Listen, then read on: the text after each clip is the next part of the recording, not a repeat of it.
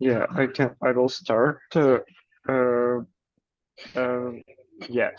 Uh, I uh, mm, I think that not only those who do funny things at school and spreading jokes or something at that early age can be satirist. Also, that can happen in other ways. For example, person I don't know, read a lot of what about actually the good humor is. Watch some great and visit great comedies and so on, and that may make uh, uh, make start trying mm, him or herself in this sphere, and that can become like a good example of such way. Some of our stand-uppers who are currently popular in Ukraine, they're all almost young. Then they don't have a lot of experience, but they use all that necessary mm, elements of good humor, and that works perfectly in public. So yeah. Thank you. Anyone is going to add anything? So, Sergey, Welcome. yes, I can. So I think that in our team I agree on this topic because I also think that you should not be a class clown to become a news satirist, because there are many people who in school are too shy or not enough self-confident to talk about things like that, and that's why they cannot be a class clown. And maybe then when they grow up, they can become a satirist, they can become some humorist, because they maybe then when they are adults and can find this way to express themselves, but they cannot do this in school. So I can think that's one more reason. Thank you. And can we proceed to the second question, or is there anything to add? Sorry. Yes, welcome. Sorry, can I say? I believe that all people who know how to analyze news and successfully choose metaphors can create satire.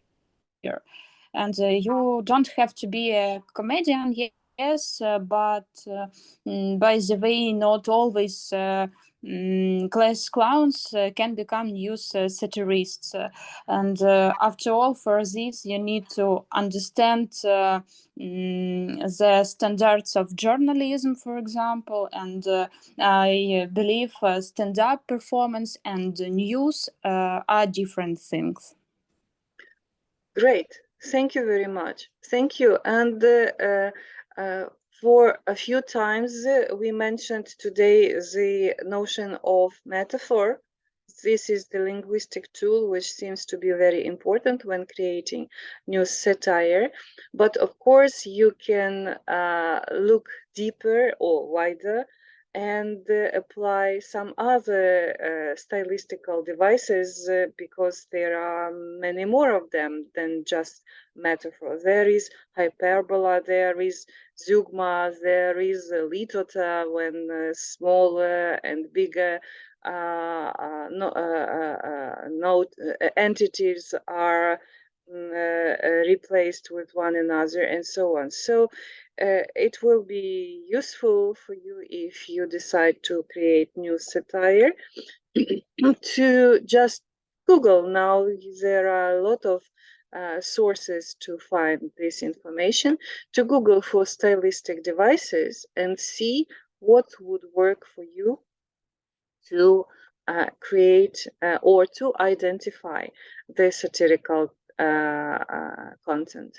Now, room number 2, and that was the important issues question. Welcome. Can I start, please? And Welcome, Victoria. Anna or Denise. Thank you. So, yes, as for me, news satire should draw people's attention to certain issues. I think satire often ridiculous social problems, maybe some political leaders. So it's important that the ridicule has meaning and that it brings benefits and change society for the better. I think good satire news is when a person can think about it and change something in the future. I mean, something in her social life or something like that. That's all. Thank you very much. Denise or Irena, are you going to add anything? See nothing to add. Mhm. That's all what we agreed. Okay, good. So we'll proceed to the third question about the usage of common sense when creating satirical news. Maria, Sofia, Vladislav, welcome. I can answer actually. Of course. Mhm. I think that the notion of using a general common sense when making satire news is important because you obviously, if you're making satire out of the news, you joke around with like kind of sensitive topics sometimes, or risky topics, or topics that might get you in trouble at some point, because when you're talking about politicians or problems within the society, depending on which society it is, depending on which country it is, it can really get you into trouble. So you should approach your whatever you do, like your stand-up or your jokes or your satire, use I don't know, whatever, with common sense, thinking about the consequences of you joking about certain topics, choosing the wordings for your jokes and for your news articles. You should really think about it and think about how it can influence you directly, or your or society, or people who will be listening or seeing this, because some people might get offended by your certain jokes or your certain notions that you will be given them. So I think it's just thinking in deep about what you're saying and how you're saying. This is the use of general common sense here, and therefore we agree with the statement. Thank you very much. Anything else? If not, Yeah, well, I can yes. add some more, and Well, actually, we discussed, like, I've told my colleagues that recently, just yesterday, I believe, I read a great topic on such problem as satiric journalism and satire as itself, and in this topic it was described about the evolution of the satire, or as a genre.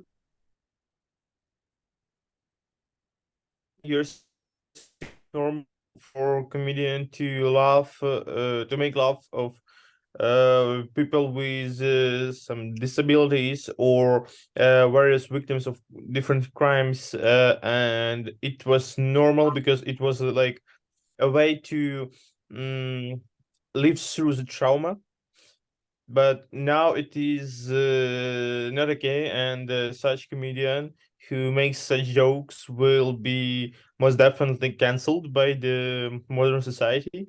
And for now, the main trend of this genre is the fact that the best and the easiest way, as well as the most effective one, is to use comedy and humor as a weapon. So if like 10 years ago it was normal to laugh, let me think how to um mm, translate my thoughts. So like before 10 years ago, these jokes were from above to below. So people who are weaker than than the comedian or other politicians and so on, they were an object for a laugh. But for today, it is quite the opposite. So it is like the most common object for jokes are the politicians and other um, highly respected and powerful people in our society, like businessmen, for example, Elon Musk or Jeff Bezos or Vladimir Putin, Volodymyr Zelensky, and other people. Like for today, humor is built on the architecture like from below to above. So the main object of laugh and jokes are somebody who seem to be respected and definitely not an object for a joke like for 10 years ago, and now the situation is quite opposite. So for today, satire is the main idea of satire is to use the humor as a weapon to harm, like not to harm actually, but to show somebody that he is out of power or yeah, to set this social justice, I believe. So like definitely you can't just mm, how should I say it? You can just make conflict with somebody powerful. It was in the Atkinson's speech, which is on this course as well. And yeah, so he said that a lot of people who are powerful enough can say whatever they want and they won't go to jail or won't meet any consequences. And it was true for 10 years ago, but for today, it is quite the opposite. And for example, Elon Musk, who is the most the richest person in the world for now, is the main object of jokes, and he can't really make some difference because he's kind of a clown. So each of his acts have a reaction from the society, and this reaction is laugh. So it was I believe it was Lesa Ukrainka who said, in order not to cry, I laugh. And it is I believe it is modern satire comedians or journalists use this statement, but they modify it a little bit. So yeah, that's I believe that's all I wanted to say. Great. And obviously it has a lot to do with the common sense, because Of it is course, not yeah. okay to laugh of people who were hard. Great. Thank you very much. And thank you for making the reference to the previous class. I specifically included Rowan Atkinson's monologue in that class so that you could see how the issue of free speech and the issue of using humor and satire can overlap. Okay, thanks.